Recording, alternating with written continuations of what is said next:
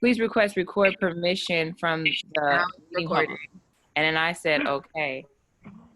I see the record. This is like round Is it two. recording? Oh, yeah, it says record in the corner. Yeah, It's we're been recording. Okay, I just want to make sure.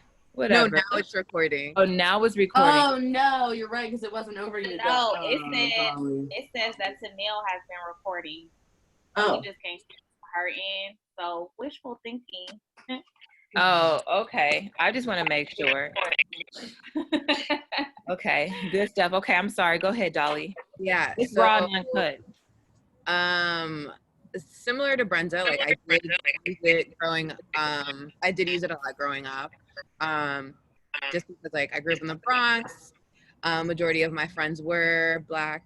Did use like the term to like refer to each other. Grew up listening to hip hop music a lot, where it was a word that came up very often. Right. Family members use it as well. But until like I was in college, I just like I stepped away from it. I got really close to one, I participated a lot in like Black identifying groups. So I joined like the Black Student Union. I participated in a lot of their meetings. There was an African Student Union as well that I participated in, where we had discussions like very similar to this. And I think like to the point of like, if the person wasn't there, like, would you have stopped? And I feel like I stopped because, not because like I've had friends that said that they felt uncomfortable around me when I would say it, but I felt that I didn't want anyone who didn't know me to like misinterpret like what I was saying, my background, because they didn't know me. And like, right. I am not like, I'm not Black presenting, even though like I do have Black family members. And I just like didn't feel comfortable with like saying it.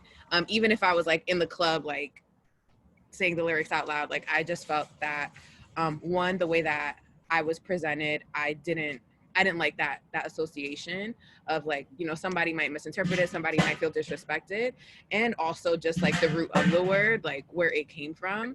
It was something that I even like would teach my students, like when I was a teacher in the classroom, and I had like we had this like English language development where we would like take readings and like obviously wouldn't say the word in class, but like with my students, like I would like discuss like where like the root of the word and just like how hurtful it can be to a lot of people because of just like the history of Blacks in America, of African Americans in this country, and all that they had to go through from being called that to now. It, you know, it there. I know that there's like a lot of debate even like within the Black community around like how empowering it could be, how like you can flip it and it doesn't have to be what it used to be in the past. And I honestly don't know where I feel around that narrative, but I know for me, like I choose not to say it. I like even like encourage my family members like not to say it either, because like they're still in New York throwing it like left and right, and like they're in a space where I feel like they feel safe, like they feel like, you know, they're around friends and family who like use it, and they haven't been pulled into a space. And I feel like coming out to the West Coast, you know, I have been questioned a lot. In what way? In terms of just like my ethnicity, my background, my identity, like what do I identify as, like why do I identify that way?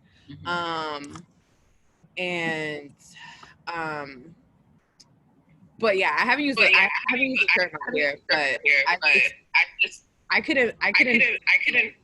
My cousins going into spaces where like they feel like they're because they're just so comfortable with who they are and like their lingo, that they could bring that into a space where somebody might judge them without knowing that. And especially like my cousins who are like white presenting or like non-Black presenting, I'm like, you just have to be aware with like how people might interpret what you say. And I just like tell them like, it, you know, it comes from like, my view is like, it comes from like a hateful like root. So like, why continue to promote that? And if like somebody wants to flip it and turn it that way, they can. But like, I don't think that you should promote something that in the past was something that was very that has roots in hatred. Right. I was gonna ask, I was very curious, like what the difference you experienced coming to California versus being, you know, on the East Coast. So it's interesting. Yes, the culture is different. Huh? Yeah. I'm curious, Doli, if you've received this, because I have. Particularly like when I was younger, like in college still, and I would go back to like my hometown and go back to like hanging out with my friends who were Black, Latino, everything, in between and mixed. And I didn't say it and I didn't address them that way. I used to get the like, oh, why are you talking actually so white now? Like, or why are you like is it like, they used to think that like because I chose not to say that anymore or speak like in slang and like that as much or to the same extent, that I thought I was better than them. And it was very interesting to me because I was just like, no, like, I have met new people and like they've shared experiences with me and I just, that's why. And I actually kind of ended up feeling out of place at one point. And it, part of it was like, oh, not saying the word, but like other things, obviously other factors. But it was kind of like, okay, well, I couldn't in this professional, more like, I didn't even into like educated work because I think it's not the right way, but like the more like in this different ecosystem where I wasn't raised in educational setting and I couldn't say it, but or if I did say it, I was going to be like an outsider. But like when I went home, if I didn't say it, I was still going to be an outsider. So I had to like kind of battle this. I don't know, Doli, if you ever experienced that. Oh, you're back on mute. No. No, to be honest, like I haven't. And I haven't had, I mean, with family members, yes. Like with family members, they've been like, all right, whatever, like I'm still gonna do me. And I'm just like, I tried and like, it's not even like I tried, but I'm like, I'm still gonna stand firm with like what I believe in, and I'm still gonna tell you like, right. This is like the reality of the world that we live in. These are like, this is what your words can mean to like certain people. So just be like cognizant of that. But or like to anyone, honestly, because like you don't have to be Black to be by that. Like, like you could still judge a person by whatever. And no, but with like with friends, not so much. Like friends have been like a lot more respectful, or just have been like really respectful and understanding. But yeah, family has actually been the one to like push back and be like, yeah, whatever. Interesting. Andrea, you didn't answer the question. How do you feel about it? No, that's what I was thinking about because one, so I remember like literally I was going into a Walmart parking lot and the guy, it was a Latino guy and like he called me a nigga, but I guess like it happened so quick that I was just like, dang, like I never processed it. And I guess I didn't think that it was odd because he was brown. And so I was just like, okay, that was weird that even happened. Or I didn't expect it to come from him. And so, like you said earlier, I've used the word before, but it's not something that I just constantly use now in today's world, especially like working in corporate America. That's not a way that we're going to address each other. And like you said, it was a norm growing up. Like that's something that you heard. Like people would just address you or say, like what's up, like that. But I just don't use the term. So I have siblings that are mixed, and I tell them all the time that I don't even feel like they should use it because it just like it tears us down. That's how I feel, like it tears us down. And don't get me wrong, like it's been times where it'll just slip out or like in a joke, like you would say something like that, but I have to check myself because I don't want my son to talk like that or think that it's okay to people like that. So it's a lot of different pieces to it for me, and how I view the word. Like Tenilej was basically saying earlier, like I guess it depends on the relationship you have with someone, to where you're not going to feel offended, or even the tone of voice that's used behind it. So I guess it depends on the day and the time. Have y'all ever experienced someone else saying that and they're, I guess, getting ridiculed, or someone's checking them in regards to saying that? You guys ever witnessed that? I've been like to parties, like, and I'll see like my friends actively saying like, I'm gonna wait until that word drops to see who says it. Like, Right. I have friends like that who will do that, and that's why I was like, you see, like, you don't know their background, but Right. like, they are not Black, or they don't appear to be Black. Like, Right. I thought you were Black when I first met you. me? I thought you, like, some features of, like. Yeah, no, that's what I'm saying. Like, my dad is like, it's supposed to be like Afro Latino is like the technical term, but I tell my like, I'm like, he is a Black Dominican. And my mom is a white Dominican. But either way, like, I wouldn't say I'm the term, because I'm just like, people may not. Aside from people like I myself, like, I don't, like, to your point where you're like, you don't want your son to say it. I'm like, I don't want like my kids, when I eventually have kids, to like say it. My nieces or nephews, like, that's not something that I want them to learn from me. If they do. So yeah, I've had friends to be like, who's gonna say it? The N-bomb is about to drop in the song. Well, I want to transition the conversation to like what's going on right now with COVID-19, and just how it's affecting basically everybody, but how it ties in, I guess, still with the relationship with Black and brown. So like everyone, as we all know, a lot of people aren't working, and those who are working, there are considered essential workers or have the ability to work at home. And so have you guys experienced any, I guess, people like being more impatient and like with attitudes and stuff like that leave the house? Yeah, definitely. Right. Like, honestly, just people's driving right now. Like, honestly, most of you guys have nowhere to be. You're not in a rush. And Right. people are still 120 on Highway 4. Do you find like people are being compassionate though? Oh, absolutely. I have some friends who are, entrepreneurs and have their own little gigs going, and a lot of them really aren't the largest scale, things going on. And even they are, purchasing meals via the company and donating them to like hospitals, to nurses on duty, things like that.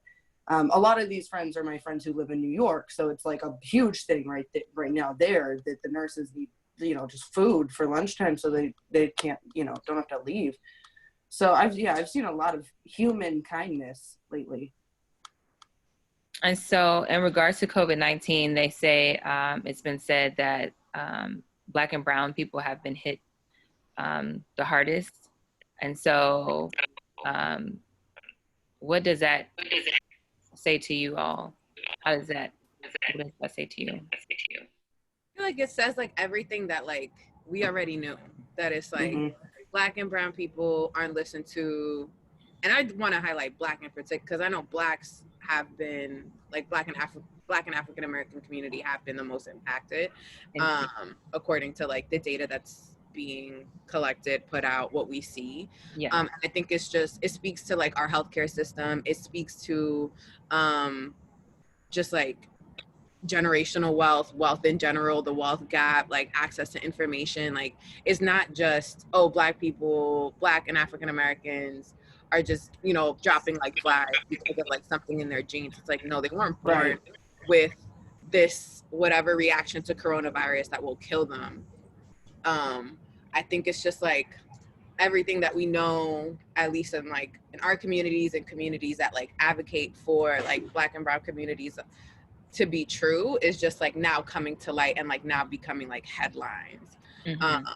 But I think, yeah, it's again like it's not even just one system, it's like systems that continue to not serve our communities. And flipping it to like also like even the education sector, like we're seeing like the digital divide in many aspects. Like it's not just like, oh, a laptop, it's like access to Wi-Fi, it's actually like having the space everything to connect, you know, like it's just bringing all that to light. And it's unfortunate that like even though yes it's coming to light, like we're still enduring the pressure. And it took a pandemic, it took affecting other communities for it to be, you know, a headline. Right. Like this, you know, I think that's where I, like, for me, it's definitely taking on like an emotional toll. And it's like, we've been saying this forever. Like it took a pandemic and it took it affecting other people outside of these minority communities for it to be important or top of mind. And so I think in a way I'm also kind of like frustrated because it's like it's kind of like it wasn't until like it took a pandemic. It literally took the world crashing, the economy crashing, for you to see it. And at the same time, there's never going to be a comparative experience because for a community that's been facing this for years and years and years, this is just like another thing, you know? It's, and in a way though, I think it is interesting to see like the resiliency of like people and like how in a way we were kind of already prepared for this. We've already been living through like, you know, struggling to make ends meet. We've already been living through we were never able, and I wouldn't say we all, but like social distancing, like a lot of our communities live in like intergenerational households or like shared rooms. Like this is an experience that we've had our whole lives. And so the idea of having to live on top of each other and like, you know, be stuck at home because you can't physically go there because you don't have a car, you don't have that mobility, or you don't, you know, you can't go to the grocery store because you don't have any money. Like, yes, I think like it's fairly severe in our communities, but it isn't something that is out of the normal. And that's kind of really sad, I think, to like say or think, because it took a freaking pandemic. Like it literally took a pandemic for people to like care and just like even realize that was happening. I feel like, well, that's absolutely true. And I feel like that's how it always is. It's like, you know, the Black community, that's just something else that's happening and affecting us. But I think that it always takes another community to be affected before it becomes important for Black people or people of color. So that's just the way, I guess, America is. I want to let me ask Jamie, like, how? So, like, Jamie, you're not rich, you know, like, do people view you like, oh, you know, you're sitting on top of a hill because you're white and you live in a life to wait for the pandemic to be over? I'd say, you know, in the everyday scheme of things, you definitely have the upper hand just as far as certain items go. I mean, you can't sit there and act like you don't. I actually kind of hate people who don't recognize the fact that when I'll just put it like, well, I don't know how to say this and not sound like totally effed up, but like when I drive down the street in my car, like I'm not worried about getting pulled over. You know what I mean? Right. Like it's little things like that I think a lot of people don't really understand. But like during this, yeah, like I don't live above the poverty line. I've been scraping to make ends meet for years before this. You know what I mean? Like I am currently unemployed. I got laid off before this all started. I thought the job search was hard before this happened. Now no one's hiring. You know, I'm on food stamps. I'm on unemployment. For me, it even sounds terrible, but it's like unemployment's paying a lot more because all this is happening. I'm actually doing better than I've done for the last 2 months of having no job, while everyone else is now totally just SOL, like losing things, not being able to pay leases, all these different items. I mean, thank the Lord that we have these ordinances in place that aren't allowing evictions right now, you know, that aren't allowing both commercial and residential. So business owners technically have 6 months from when this all ends to pay their back rent, things like that. And that goes for residential people as well. Yeah, I was actually just battling with my my property management company because I'm renewing my lease this month, and they're trying to raise rent and do all these things amidst this pandemic. And they're a nationwide company, so they're not really operating on California. They don't really know. They don't care. They're not in the epicenter of it all. So, like, to answer your question, like, yeah, I definitely get viewed as more, you know, doing better. And I think that just comes with the gig, right? But it's not true. but like, yeah, I do. But again, with the little things in life, like driving down the street and things like that, yeah, like which turns into big things in life. It turns into huge things. Yeah, it's the everyday items. So, like, definitely. Okay. Doli, what did you have to say? You were gonna say something. Oh, I was like, what was I gonna say? To your point, I was just like thinking about like one of my coworkers, like right when COVID-19 like first came like to light, and like shelter in place was being put in place, that like I have Black male coworkers who are like, honestly, like there's no this is just as risky as like me just being a Black man living in America. And when he said that, I was like, I mean, facts. And yeah, right. Like, he was just like, you know, like, I'm not scared of COVID because like I have like, there's other things because of like who I am that are like more at risk for me. So like, it's a big deal, to like the point that has been brought up multiple times, that it's like, because it's affecting everyone, no matter what race, no matter what class or background, you can be affected by this. But like what he said was like, it was true. And like with more data that has come about and reports around like who has been affected by it most, like it just shows again that it's like Black and African Americans are getting like the short end of the stick when it comes to like the systems and supports that are in place publicly, and even like resources privately as well, that like and even care once you're in the hospital seems to be different. Yeah. But even like for like folks, like one of the things that I remember having the discussion was like a lot of essential workers that are not in the medical space, where our, you know, Black and Latinx is already underrepresented in the medical space. And so the folks that are considered essential workers, whether they're like delivery or, you know, farm workers, like just all these other jobs that are still considered essential, you know, are like blue collar jobs. And, you know, a lot of Black and Latinx folks are in that, in those fields, and they weren't getting the same access to like PPE. And so that's just another way of like showing like the inequities between communities. But I thought that was like super interesting. Yeah. I wanted to make a point before I forget, but earlier we had a call with our company, and Dr. Kamara Jones was on there, and she used the analogy where she was just basically saying how there are going to be people. So if you imagine yourself being in a restaurant and there's people inside of the restaurant, and then, you know, those are the privileged people that are inside the restaurant. And you look outside the restaurant and you see all of these people hungry and people that need food, but they can't come in. So you have to be the person that's on the inside of the restaurant to say, hey, owner, don't you see all of these people that we can be helping too? So somebody has to be, you know, able or willing to step up and say, this is an issue. So it just makes me think when you said, since everyone is a part of this pandemic, this is why people are starting to voice like oh, this is a headline now because all of these people are being targeted. So now with all of that being said, what are you going to do? Since it's not just affecting Black and brown communities, but also you. So.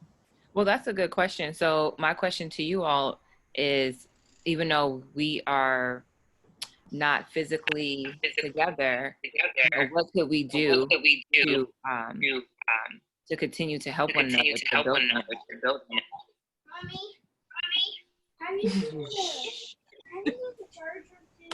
Gonna mute her. Oh, We can never, since we've been at home, this is the norm. He's in all of our videos. He's the guest Celebrity guest. Yeah. To answer your question, like, what can we do? I think Camilla was trying to get off mute.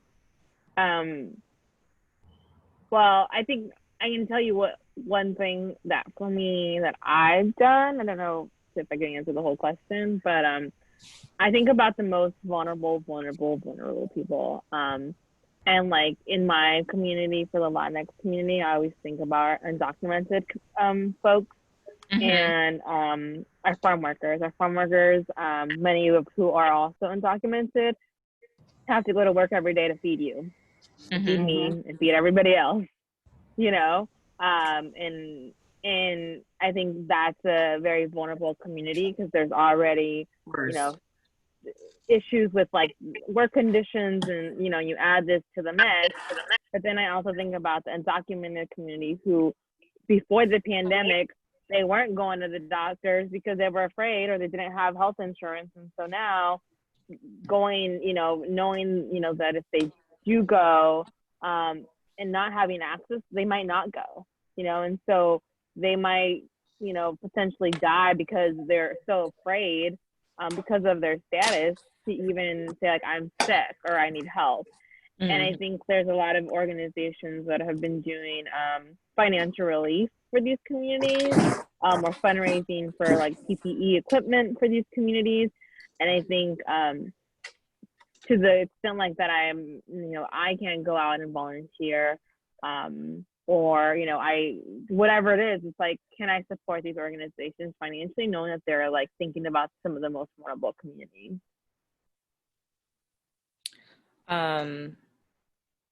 What about you, Andy, or Jamie, or Doli? Well, I think one of the easiest ways, and like the first thing I think of, is just sharing, you know, stories of things that are happening, whether that be, you know, positive stories of human kindness or, you know, mm-hmm. things like that. Or if you know someone who is like going through it and, you know, people are financially having hardships, like, you know, just recently my significant other's aunt passed away last week, and they have a GoFundMe going for her funeral and all that. So sharing those things and helping people out who might need the help more than you personally, I think will make a big difference right now. Did she pass from COVID-19 or? Not that I know of. I actually, like, they're doing an autopsy because it was kind of all really fast. Like, basically her heart, her blood sugar went sky high, which usually isn't a problem. She just said that she was really tired. She had like no energy, and they called the ambulance. And they took her within, I think, 2 hours of being in the hospital. They didn't let anybody go with her into the hospital. They're not allowed to go in with her. So basically, within 2 hours of being in the hospital, they just told them that she had perished. So it was just like, she's gone. It was crazy. Sorry to hear that. Yeah, so I mean, honestly, they're still waiting. So don't know a definite cause of death.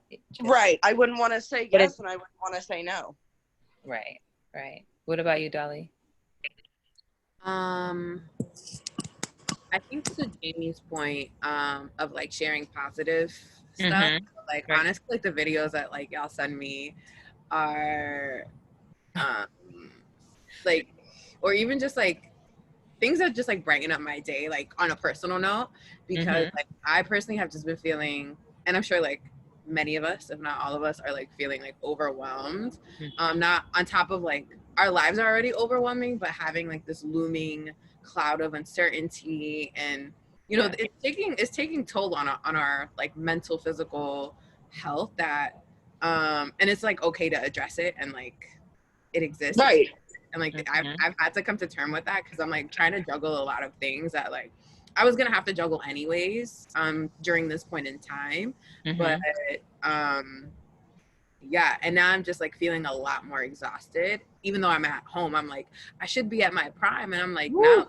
Say that again. Right. Say that one more time. I feel like I should be at my prime. Yeah, I'm not. And yes, the reality is just like, you know, I do have my moments where I'm like, one, like thinking about my family, like, yo, if something happens to my grandmother, like, what am I gonna do? What am I, or like my mom or whoever, like, you know, but then like talking with family on the phone, and then like everything is just like, like trying to figure this out while also, you know, just moving on with life is a lot to balance. So like having this, like having community, having like people that I could like connect with, and anything that's like just like a sidebar, like not thinking about COVID, because like literally everything that we see, like all around COVID, like news is all around COVID, the timeline is all around COVID, because we're all in the same place, that it's like, yes, and you know,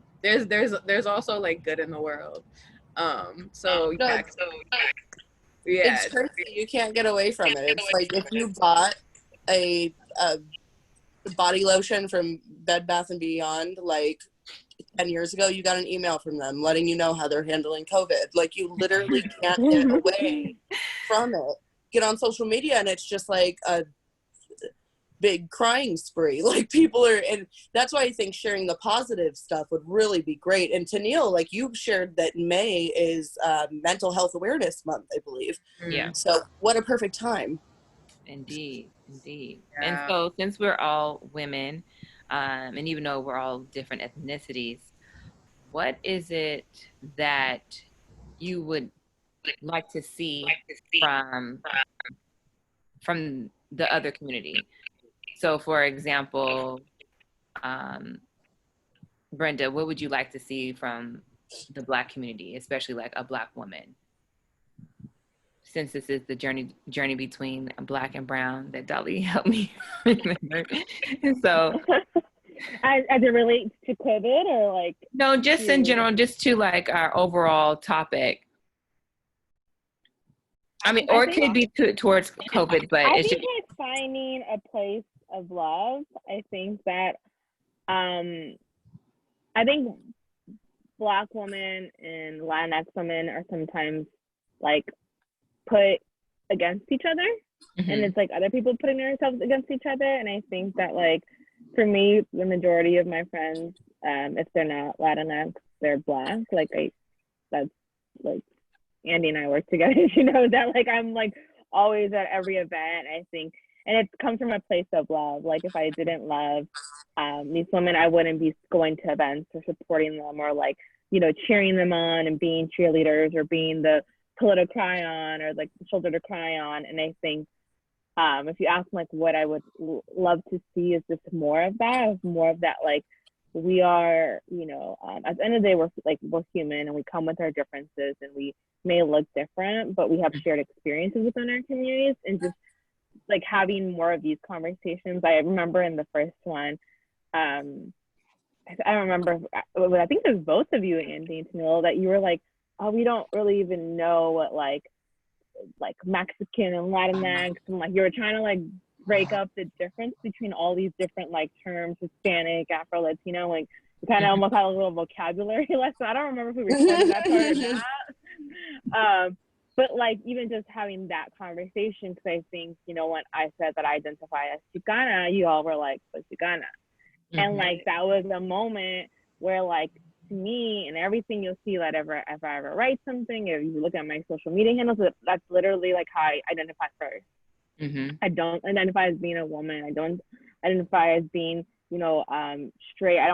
My first identity is always Chicana. And if people don't know where that comes from or why that is, and even like going back to the overlap, there was a point that I wanted to make earlier. When we were talking about Blacks and the Afro Latino, a lot of people with, you know, like the diaspora and like moved, got stuck in Latin America. Like if you go to like the northern or the southern part of Mexico, most people look black.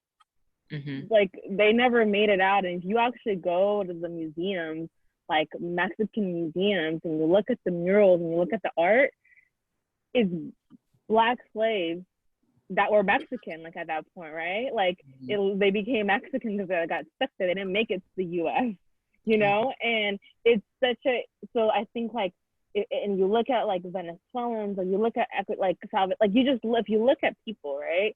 If you look at our first, like in Mexico, the Olmecs, the first like indigenous like group, you would think that it came from Africa, like just feature wise, and like if you actually track where these like indigenous groups came from, it's just a very like rich history that I think brings us together. And I think like current day, modern day experience isn't the same, and we obviously have different challenges and things that differentiate us, what makes us beautiful. But I think at the end of the day, just having that understanding, having these conversations, and coming from a place of like love is what I would love to see.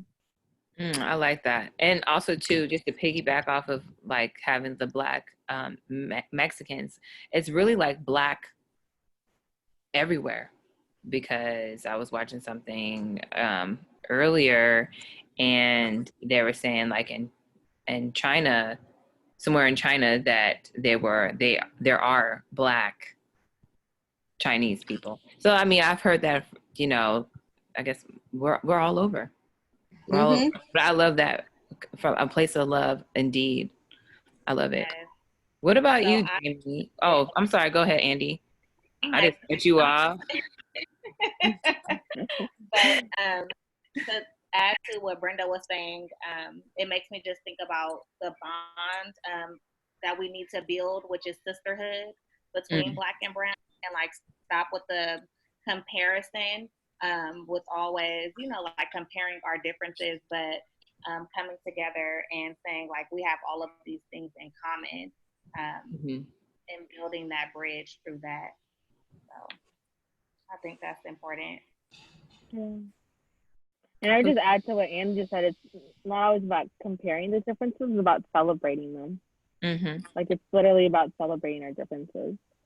Also to acknowledgement, like acknowledge like what's wrong, what's an issue, and not sweeping things underneath the rug, addressing things and taking it head on, with love, you know, but that's important as well. Anyone else? I mean, yeah, go, Doli.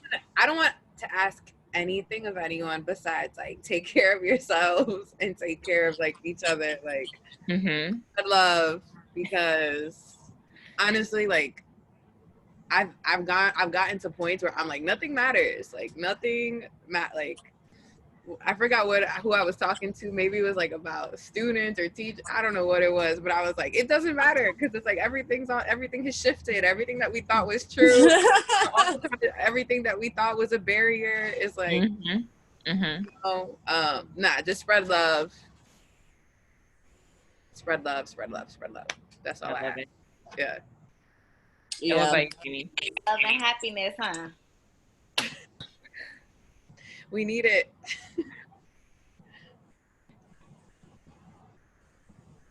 Yeah, I mean, I would just say, like, I'm piggybacking on all of you. Like, when it just comes to embracing each other, like, I don't think I'm at a point in my life where I don't believe any person should walk into or go to an event or be somewhere and walk in and feel like they don't belong there, right?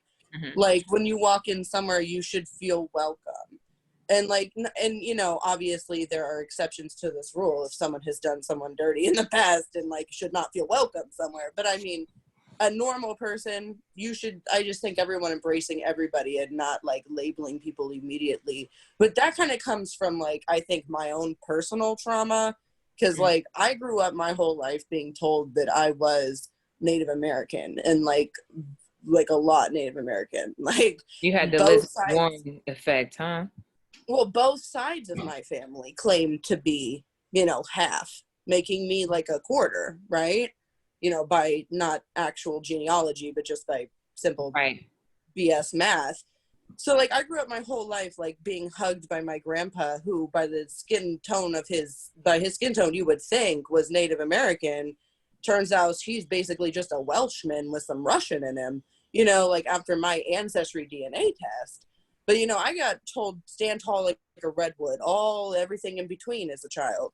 So I thought I knew who I was, and like discovering and learning that like everything I knew was essentially a lie, was kind of like I don't consider myself anything anymore, which is weird, and that's weird. And at one point I think like if we take people for like just like who they show you that you are, almost like by their energy, like read that first before their face, that's how we're gonna get anywhere. You know what I mean? In my humble opinion, that's where I am at the age 24 right now. Good energies. We need good energy. You only 24? Yeah, I'm 24. I turned 24 in March. Oh, baby. Oh, thank you. Yeah, Tenilej was like, I'll have you on here because you're a young white girl. And I was like, oh, thanks. Well, I just wanted your perspective, right? So, exactly. On how you view things within the questions that will be asked and then the things that we're discussing. And so with that being said, I think I'm good on this. I do want to talk about relationships, though, dating. But I want a man to join. I want a man or two to join this conversation so it can multiply. All of us that are here, we can continue to stay, and then the next installment we'll add a couple of men and see what they say within all this. Since we were talking about comparisons, and Andy said, we need to stop comparing each other and focus what we have alike. I know Right. when dating is involved, that definitely gets people's panties in a bunch about, what race is dating this and that and so on and so forth or whatever. So I definitely want to tap into that. So stay tuned. Have your juices flowing. I'm going to send some more videos that I find. That'll be a good one. Yes, right? So until then, I think that's it. Bye. Bye, y'all. Sending you a virtual hug. You can stop it, Andy. You can stop it. Everyone's faces. Stop it. Are we supposed to be doing this right now? Oh. I stopped it. Okay. Everybody touch elbows. It's still recording. Oh, no, I'm going to make yours.